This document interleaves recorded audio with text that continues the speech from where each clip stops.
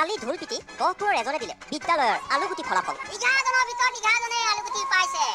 আজি আকৌ নলবাৰীৰ আন এখন আলুগুটি বিদ্যালয়ত চলিল নাম প্ৰসংগ।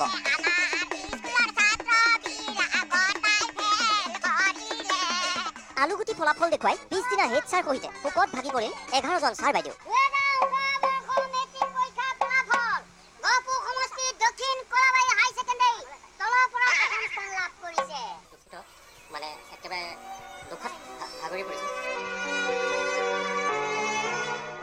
অৱসৰপ্ৰাপ্ত ৰয়েল BSc শিক্ষক দুজন নোহোৱাৰ বাবে হেনো গহপুৰৰ বিদ্যালয়ৰ এনে লুটি-গতি।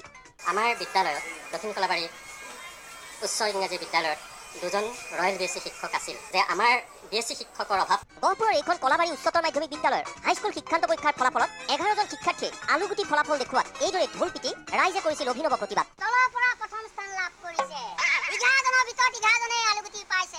পিছে আলুগুটি ফলাফল দেখুৱাই বহু কাৰণ এতিয়া আৱিষ্কাৰ কৰি পেলাইছে। 11জন শিক্ষাৰ্থীক পঢ়ুৱাই এজনকো পাছ কৰাব নোৱাৰা এই বিদ্যালয়ৰ 11জন ছাৰ বাইদেৱে।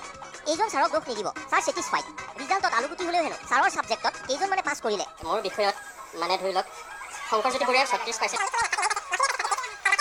সুস্মিতাই ফেল কৰিছে, ভাস্কৰে ফেল কৰিছে। পিছে বিদ্যালয়ৰ ভিতৰত এই কেইগৰাকী ছাৰ বাইদেৱে সন্তুষ্টি লভাৰ বিপৰীতে বাহিৰত ৰাইজে এওঁলোকৰ বিষয়ে কি কৈছে শুনকচোন।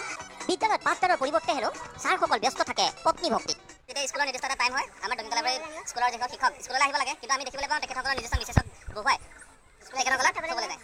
গহপুৰৰে আলুগুটি ফলাফল দেখুওৱা বিদ্যালয়ৰ বিপৰীতে এইবাৰ আপোনালোকক লৈ গৈছো নলবাৰী জিলাৰ বৰক্ষেত্ৰী সমষ্টিৰ অন্তৰ্গত মুকালমুৱাৰ এইখন ৰামপুৰ বালিকা বিদ্যালয়লৈ। এই বিদ্যালয়ৰ 12গৰাকী শিক্ষকে পঢ়ুৱাইও হাইস্কুল শিক্ষান্ত পৰীক্ষাত 17গৰাকী শিক্ষাৰ্থী এগৰাকীকো পাছ কৰাব নোৱাৰিলে। সেই শিক্ষাগুৰুসকলৰ ওপৰত ভৰসা এৰি ৰাইজে ল'লে হৰি নামৰ আশ্ৰয়।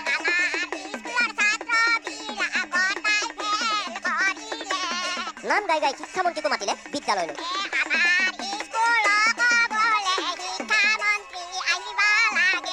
অন্যথা উপায় নাই, এই বিদ্যালয়ৰ হেড বাইদেউ বিনীতা দেৱীয়ে হেনো দুখ দিলে ছাত্ৰীসকলকে। হেডমাষ্টৰনীজনীৰ দুৰ্বলতা, শিক্ষকবিলাকৰ দুৰ্বলতা আৰু ছাত্ৰীবিলাকৰ অভিভাৱকৰ লগত কোনো শিক্ষক আৰু মানে হেডমাষ্টৰ কোনো যোগাযোগ মুঠে নাই। সেইকাৰণে এনেকুৱা হৈছে। মুঠৰ ওপৰত ৰাজ্যৰ ভিন্ন প্ৰান্তৰ এনে একাংশ বিদ্যালয়ৰ ফলাফলত আলুগুটি দেখি এইদৰে ৰাইজে প্ৰতিবাদ কৰিবলৈ বাধ্য হৈছে। 11জনৰ ভিতৰত 11জনে আলুগুটি পাইছে। গহপুৰৰ পৰা নৱজিৎ শইকীয়া আৰু নলবাৰীৰ পৰা প্ৰজেন তালুকদাৰ, নিউজ লাইভ।